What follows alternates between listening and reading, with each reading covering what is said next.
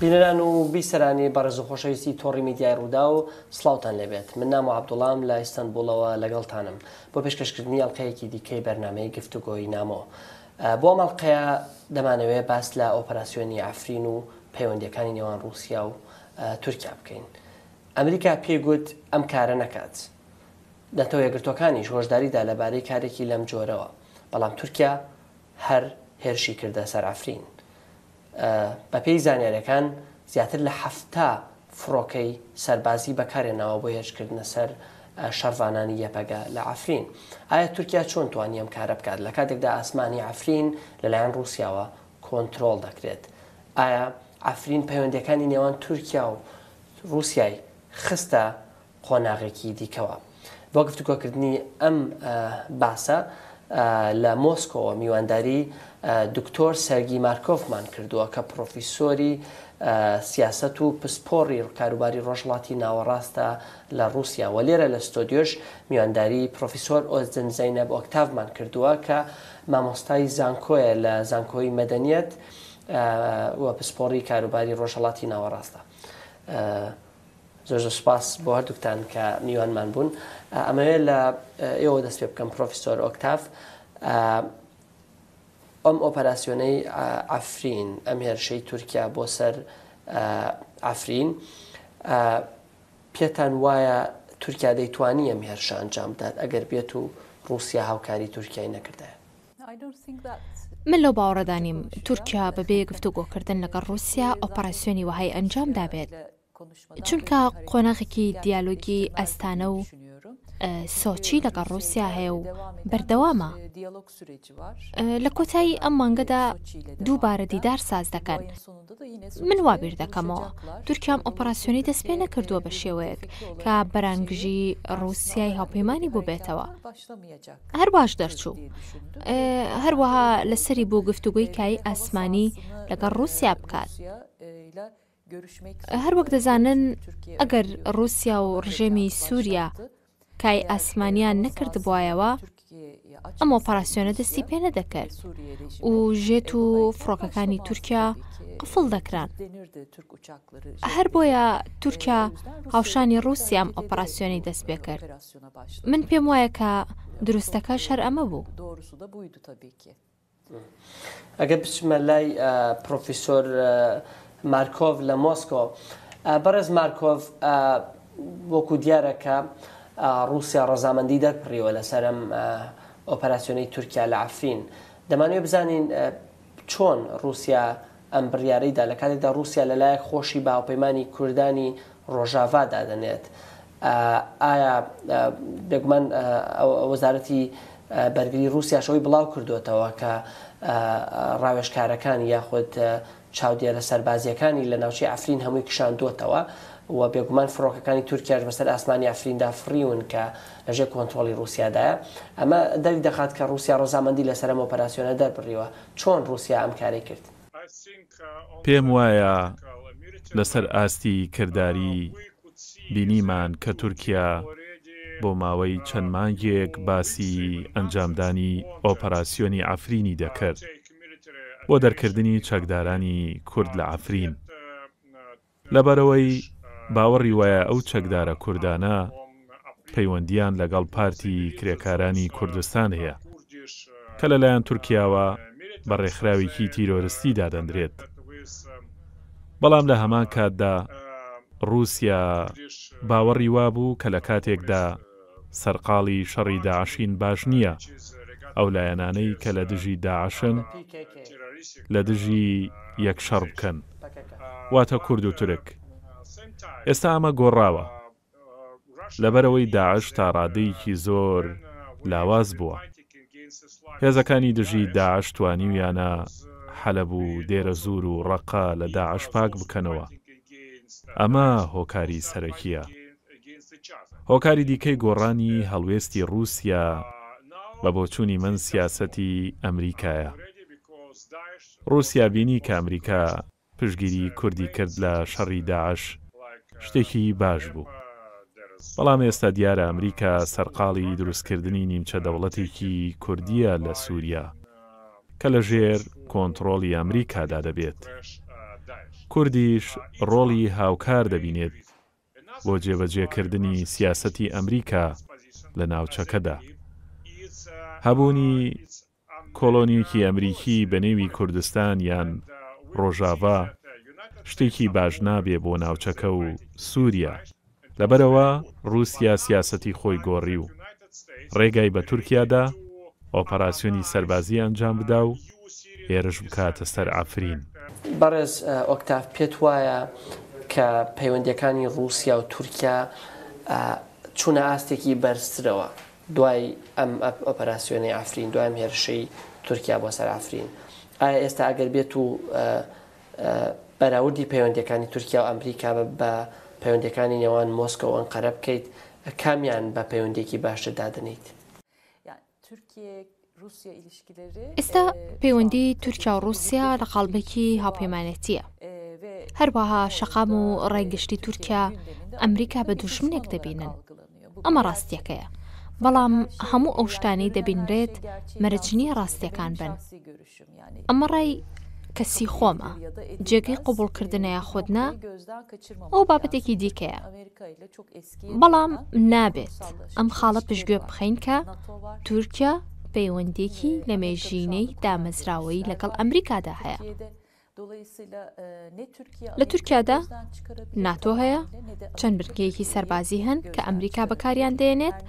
جگە لەمە نە تورکیا دەتوانێت بە تەواوی دەستبەرداری ئەمریکا بێت، نە ئەمریکا دەتوانێت دەستبەرداری تورکیا بێت.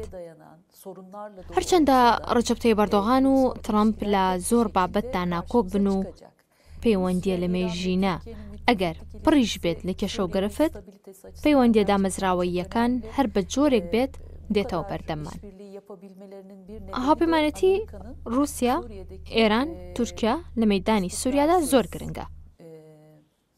هۆکاری ئەم هاوپەیمانێتی سووریاش دەگەڕێتەوە بۆچی؟ دەگەڕێتەوە بۆ سیاسەتە ناجێگیرەکانی ئەمریکا لە سووریا کە هەڵەی زۆری کرد. وەکو هێزێکی گلۆباڵی هەڵسوکەوتی نەکرد، وەکو ئەوە بوو کە بیاوێت پشێویەکان بەردەوام بن. جا بمانەوە نەمانەوێ ئەمە پاڵی بە تورکیاوەنە کە هاوپەیمانێتی لەگەڵ رووسیا و ئێران ببەستێت. بەڕای من لێرەدا زیاد لە هاوپەیمانێتیەکان فراهەمبوونی ئاشتەواییە بۆ سووریا. تورکیا تەنیا گرنگی بە هاوپەیمانێتی نادات، بەڵکو بە لەبەرچاوگرتنی ئەوەی کە چۆن ئاشتەوایی بۆ ناوچەکە دێت، چۆن یەکپارچەی خاکی سووریا دەپارێزێت، هەڵسوکەوت دەکات، چونکە دابەشبوون و شەڕی سووریا دەبێتە شەڕی تورکیا، واتە دەبێتە گرفتی تورکیا. ئێستا دەزانم کە بە شارەسەد خۆشی لە ئیداری تورکیا نایات، بەڵام تاکە دۆستی سووریا کە تورکایە و بۆ سووریا نزیکترە لە ئێرانیش ئەوەتە. ئێستا لە خاکی خۆمان چوارەیەکی ژمارەی دانیشتوانی خۆمان داڵدە دەدەین. بەڕێز ئۆکتاف، تورکیا دەڵێت ئەم ئۆپەراسیۆنەی ئێمە، ئەم هێرشەی ئێمە بۆ سەر ئەفرین ئۆپەراسیۆنی بەرگری لە خۆکردنە و ناوی شەڕەکەشی ناوە شەڕی ئۆپەراسیۆنی لقی زەیتون، وەکو هێمایەک دەڵێ ئەمە هێمایەکە بۆ ئاشتی، ئەم شەڕە لە پێناوی ئاشتیدایە. چۆن ئەمە ڕوونەکەیتەوە؟ ئایا چۆن ئەم ئۆپەراسیۆنە بۆ سەر ئەفرین چه هەڕەشەیەک لە ئەفرینەوە هەبوو بۆ سەر تورکیا تا تورکیا ئەم هێرشە ئەنجام بدات؟ سەرەتا ئەمە بە تەواوی پەیوەندی بە پاراستنی ئاسایشی سنوورەکانی تورکیاوە هەیە. هەموو کەسێکەوە دەزانێت لە ساڵانی نەوەتەکانەوە چەکدارانی پەکەکە لە ئەفرینەوە دزە دەکەنە نێو هەتای.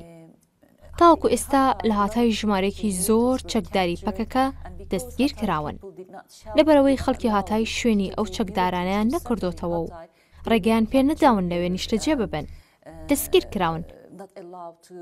ئەگەر بیرت بێت لە ساڵی 2010 لە ئیسکەندرۆن کە چەکدارانی پەکەکە هێرشیان کردە سەرخاڵێکی دەریایی، ئەو چەکدارانە لە ئەفرینەوە دزیان کردبوو. و مانگی تەمووزی 2017 نازانم ژمارەی چەکدارانی پەکەکە چەند بوو، بەڵام لە ئەفرینەوە دزیان کرد بۆ ناوچەی ئەناتۆلیا. لە کاتی ئامادەکاری بۆ هێرشکردنە سەر ناوچە گەشتیاریەکانی وەکو بۆدروم و کوشاداسی دەستگیر کران. ئەمانە نمونەن کە چۆن چەکدارانی پەکەکە هەوڵ دەدەن لە ئەفرینەوە سەقامگیری تورکیا بشێوێنن. تورکیا دیوارێکی گەورەی لەسەر سنووری سووریا دروست کردووە. درێژی و دیوارە لە نێوان ئەفرین و هاتای 24 کیلۆمەترە و دیوارەکە زۆر درێژە. تورکیا ملیۆنان دۆلاری لێ خەرج کردووە، پارێکی زۆر. تورکیا هەوڵ دەدات کە ڕێگری بکات لە دزەکردنی و چەکدارانە. خاڵێکی گرنگی دیکە ئەوەیە کە بیناڵ یەڵدرم سەرگوزیرانی تورکیا ئەو ڕایگەاند کە نەک تەنیا چەکدارانی پەکەکە بەڵکو تیرۆریستانی دیکەش وەکو داعش، وەکو نوسرە و قاعیدە هەوڵ دەدەن لە سووریاوە دزە بکەنە نێو تورکیا. ئەفرین 5 ساڵە بەدەست یەپەگەوەیە. ژمارەیەکی زۆری خەڵک لە ناوچەکانی دیکەی سووریاوە ڕویان لە ئەفرین کردووە، بەڵام ئەگەر سێری دانیشتوانی ڕەسەنی ناوچەکە بکەین ئەوان کوردن. تورکیا هیچ کێشەیەکی لەگەڵ دانیشتوانی کورد نییە. تورکیا کێشەی لەگەڵ دەست بەسەرداگرتنی ناوچەکە هەیە لەلایەن یەپەگەوە. ئەمە کێشەکەیە. ئێستا دەمەوێت بۆ چوونی بەڕێز سێرگی مارکۆڤیش وەرگرم لە مۆسکۆوە. بەڕێز مارکۆڤ، پرۆفیسۆر ئۆکتاڤ لێرە دەڵێت کە تورکیا هیچ گرفتێکی لەگەڵ خەڵکی کوردانیە. تورکیا تەنیا گرفتی لەگەڵ یەپەگەدا هەیە و لەسەر ئەو پرسیارەی کە تورکیا بەم ئۆپەراسیۆنە دەڵێ ئۆپەراسیۆنی بەرگری لە خۆکردن، ئایا تورکیا لە ڕاستیدا ترسی لە دروستبوونی دەوڵەتێکی کوردی هەیە لە سووریا، یاخود لە ڕاستیدا هەڕەشەیەکی تیرۆر، هەڕەشەیەکی جدی هەیە لە یەپەگەوە بۆ سەر تورکیا؟ ئایا تا چەند ئەم ئۆپەراسیۆنە ناوەکەی گونجاوە کە ناوە ئۆپەراسیۆنی لقی زەیتون لە کاتێکدا ئەمە شەڕێکە، هێرشێکە بۆ سەر ئەفرین، بۆ سەر یەپەگە؟ بێگومان لە بەرژەوەندی تورکیادایە پەیوەندی باشی لەگەڵ کورد هەبێت، لەبەرەوەی ملیۆنان کورد لە تورکیا دەژین. خەڵکی کورد بەشێکی گەورەی دانیشتوانی کۆماری تورکیا پێک دێنن. پەیوەندی سیاسی گرینگە. چەند ساڵێک لەمەوبەر گفتوگۆی سیاسی هەبوو لە نێوان تورکیا و نوێنەرانی کورد لە وڵاتە. 3-4 ساڵ لەمەوبەر ئەو گفتوگۆ سیاسیە لە نێو تورکیادا پێشێل کرا و هۆی چەند کێشەیەکی نێوخۆی تورکیا و هەڵبژاردننی پارلەمان. لەلایەک دەبینین کورد ڕۆڵی گرنگی ئابووری و سیاسی و کۆمەڵایەتی لە تورکیا هەیە. چەندین بزنسی گەورە بەدەست خەڵکی کوردەوەن. زۆریان بەشێکن لە دامەزراوەکانی کۆماری تورکیا، بەڵام لەلایەکی دیکەوە ئاڵۆزی زۆرمان بینی، وەکو ئاڵۆزی سەربازی لە دیاربەکر. تورکیا ڕاستەوخۆ ناوی یەپەگە بە گروپێکی تیرۆریستی دەهێنێ وەکو پەکەکە. بێگومان دانیشتوانی کورد لە سووریا لەلایەن تورکیاوە وەکو دوژمن سەیر ناکرێن، چونکە لە تورکیاش کورد هەن، بەڵام ئەو هێزە سیاسی و سەربازی ناوچە کوردیەکانی سووریا کۆنتڕۆڵ دەکات یەپەگەیە کە خاوەنی پشگیری جەماوەری زۆرە. لەبەرەوە ئەو ناکۆکیە هەر بەردەوام دەبێت. ئەو ناکۆکیە لە چەندین وڵات هەبووە. زۆربەی کات وڵاتان شەڕیان هەڵبژاردووە لە دژی ئەوانەی کە بەلایانی باش داناندرێن و وەک ڕێکخراوێکی تیرۆریستی سیر دەکرێن لەم کەیسەدا لەلایەن ئەنقەرەوە. هەروەها ڕەهەندێکی سیاسیشی هەیە. بێگومان تورکیا زۆر لەوە دەترسێ دوژمنەکانی لە کوردستانی سووریا کاریگەریان لەسەر کوردانی تورکیا هەبێت. رووسیا بەباشی لەوە تێدەگات کە تورکیا مافی پاراستنی ئاسایشی خۆی هەیە. بەڕێز مارکۆڤ، پرسیارێکی دیکە گەر بە کورتی جواب بدیتەوە سوپاس دەکەم. تا چەند پێت وایە دوای ئەم کارەی کە رووسیا کردی، کردنەوەی ئاسمانی ئەفرین بۆ فڕۆکە سەربازیەکانی تورکیا و هەروەها چۆڵکردنی ئەفرین لەلایەن چاودێرە رووسیەکانەوە بۆ ئەوەی تورکیا بە ئاسانی بتوانێت ئۆپەراسیۆنەکەی ئەنجامدا لە ئەفرین، تا چەند ئایا ئەمە وا لە کوردانی ڕۆژاوا ناکات، یاخود وا لە یەپەگا وەکو بەهێزترین پارتی سەربازی و سیاسی لە سەرئەرزی واقع لە باکووری سووریا ناکات کە بە تەواوی بچنە باوەشی ئەمریکاوە، بە تەواوی ببنە هاوپەیمان و دۆستی ئەمریکا و هیچ جۆرە متمانەیەک بە رووسیا نەکەن؟ ئایا مۆسکۆ ترسی ئەمەی نەبوو کاتێک ئەم کارێ ئەنجامدا؟ وەک دەزانم ئەو کوردانە چەپن. پەیوەندی درێژخایانیان لەگەڵ رووسیا هەیە. کوردانی سووریا ئەم هەستەیان هەیە. قسەم لەگەڵ ئەفسەرانی ڕووسی لە سووریا کردووە. ئەم قسەیان پشتڕاست کردوتەوە. ئەمە لەلایەک. بەڵام لەلایەکی دیکەشەوە سەرکردە سیاسیەکانی کورد پشتگیری و هاوکاری سەربازیان لە ئەمریکاوە پێدەگات. سەرکردە سیاسیەکانی کورد لە سووریا لەلایەن ئەمریکاوە پێشڕەوی دەکرێن. بەڵام ئەمریکا سیاسەتێکی زۆر هەڵەی هەیە لە ناوچەکە و سووریادا. بەڕێز مارکۆف زۆر سپاس. دەمەوێت بۆ چوونی ئێوە وەرگرم پرۆفسەر ئۆکتاف لەسەر ئەمە ئایا کە ئەمریکا هۆشداریە بە ئەنقەرەی گوت ئەم کارە نەکات هێرش نەکاتە سەر ئەفرین. ئەمریکا گوتی بە تورکیا کە هێرش نەکاتە سەر ئەفرین چونکە کە ئەمەست ناسەقامگی لە ڕۆژهەڵاتی ناوەڕاست بڵاوکاتەوە. ئایا چاوەڕێ دەکەن کە ئەمریکا کاردانەوەی بەرجەستەیی هەبێت بەرامبەر تورکیات هیچ کردارێک بکرێتە بەرامبەر تورکیا؟